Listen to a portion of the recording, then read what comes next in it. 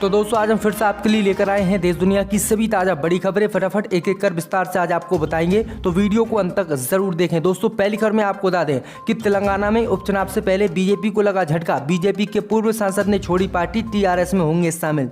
वही आपको बताएंगे दोस्तों की गुजरात में दीपावली पर हुआ बवाल। हिंदू समुदाय के लोगों ने मुस्लिम समुदाय के लोगों पर किया हमला, पुलिस पर फेंके पेट्रोल बम, 19 लोगों को पुलिस ने किया गिरफ्तार। वही आपको बताएंगे दोस्तों की उत्तराखंड में प्रधानमंत्री मोदी को लगा बड़ा झटका। प्रधानमंत्री मोदी के ड्रीम प्रोजेक्ट पर एनजीटी ने लगाई रोक। वही आपको बताएंगे दोस्तों कि बंगाल में बिरयानी खाने से मर्दों की मर्दानगी शक्ति पर पड़ा है असर। टीएमसी नेता ने बंद करवा दी 2 दुकानें। वही आपको बताएंगे दोस्तों कि दिल्ली पर जमकर फूटे पटाखे, दिल्ली की हवा हुई जहरीली, नोएडा का भी बुरा हाल, डरा रहा है AQI। तो दोस्तों सभी खबरों को आपको एक कर बताने वाले हैं। वीडियो को लाइक कर चैनल को सब्सक्राइब कर दें और हमें कमेंट करके बताएं कि आपके जिले किस राज्य से हमारी खबरों को देख रहे हैं। इसी बीच पर तो दोस्तों अगली खबर की ओर, तो तेलंगाना में उपचुनाव से पहले बीजेपी को लगा एक और झटका। पूर्व सांसद ने छोड़ी पार्टी, टीआरएस में होंगे शामिल। जल्द दोस्तों आपको बता दें कि तेलंगाना में उपचुनाव से पहले बीजेपी को एक और बड़ा झटका लगा है। पार्टी नेता और पूर्व राज्यसभा सांसद रापोलू आनंद भास्कर ने बीजेपी छोड़ने का ऐलान कर दिया है। बीजेपी छोड़ने के बाद उन्होंने तेलंगाना के सीएम के चंद्रशेखर राव से मुलाकात की है, जिसके बाद अटकलें लगाई जा रही हैं कि वह टीआरएस में शामिल होंगे। दरअसल आपको बता दें कि उनके 1-2 दिन में टीआरएस में शामिल होने की संभावना है। भास्कर ने केसीआर से मुलाकात के बाद कहा कि वह बीजेपी से इस्तीफा दे रहे हैं और टीआरएस में शामिल होने के इच्छुक हैं। भास्कर 2012 और 2018 के बीच बीजेपी से राज्यसभा के सदस्य रह चुके हैं। पद्मशाली समुदाय के एक प्रभावशाली नेता और वरिष्ठ पत्रकार भास्कर ने कहा कि वह केंद्र में सरकार की जन विरोधी नीतियों के कारण भाजपा से इस्तीफा दे रहे हैं। उन्होंने हथकरघा क्षेत्र के विकास और राज्य में बुनकरों के कल्याण के लिए कई उपाय करने के लिए मुख्यमंत्री की प्रशंसा की है। तो ये बड़ी अपडेट आई दोस्तों की भाजपा को तेलंगाना में ये बड़ा झटका आज लगा है।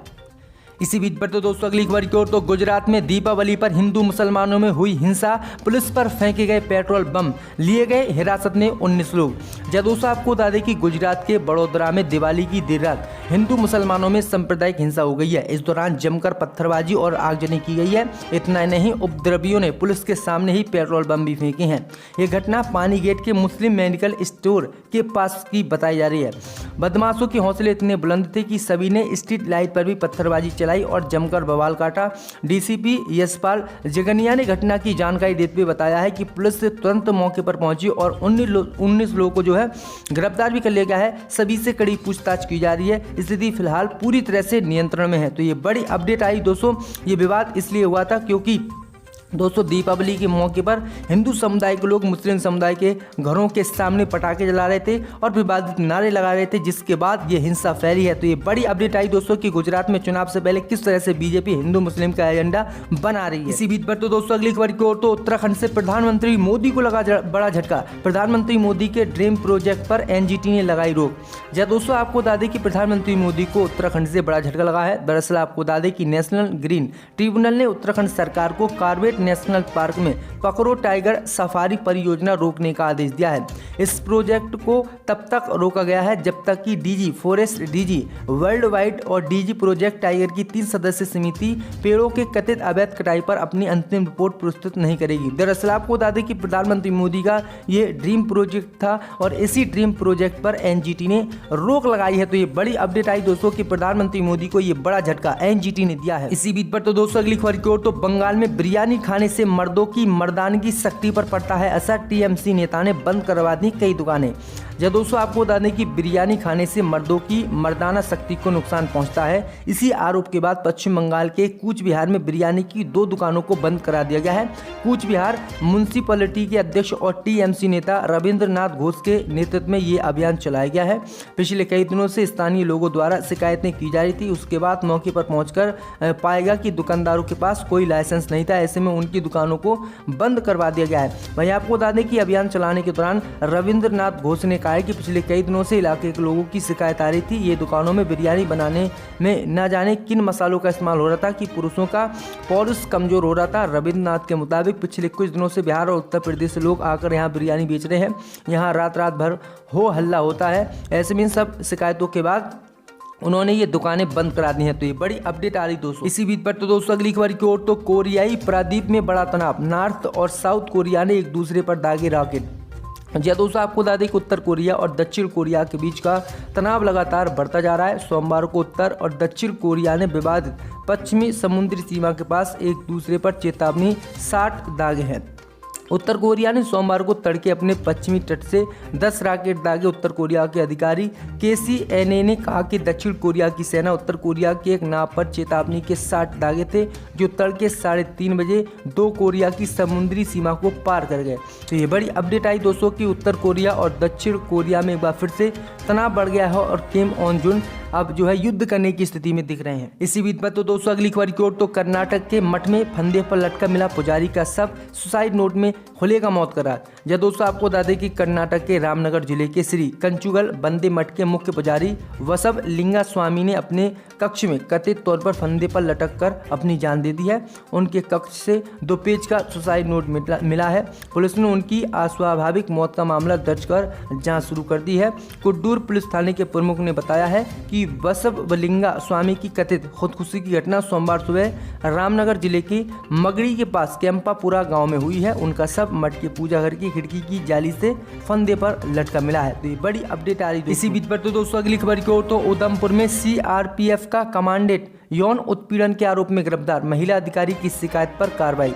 जय दोस्तों आपको बता दें कि जम्मू कश्मीर के उधमपुर जिले में तैनात केंद्रीय रिजर्व पुलिस बल यानी CRPF के एक कमांडेंट को सोमवार को एक महिला अधिकारी का यौन उत्पीड़न करने के आरोप में गिरफ्तार किया गया है। पुलिस ने बल की महिला अधिकारी की शिकायत पर कार्रवाई करते हुए कमांडेंट को गिरफ्तार किया है। उधमपुर पुलिस ने इस मामले की जानकारी देते हुए बताया है कि उधमपुर के बट्टल बलियान इलाके में तैनात CRPF के एक सहायक कमांडेंट ने अपने कमांडेंट सुरिंदर सिंह राणा के खिलाफ यौन उत्पीड़न और मानसिक रूप से परेशान करने की शिकायत करते हुए FIR दर्ज कराई है। महिला अधिकारी की शिकायत पर कमांडेंट के खिलाफ IPC की धारा 354A, धारा 354D और 509 के तहत FIR दर्ज की गई है। पुलिस ने कहा है कि उसे गिरफ्तार कर अदालत में पेश किया जाएगा, जहां से उसे जमानत पर रिहा कर दिया गया है। तो ये बड़ी अपडेट आ रही दोस्तों। इसी बीच पर तो दोस्तों अगली खबर की ओर, तो दिवाली पर जमकर फूटे दिल्ली में पटाखे, हवा हुई जहरीली।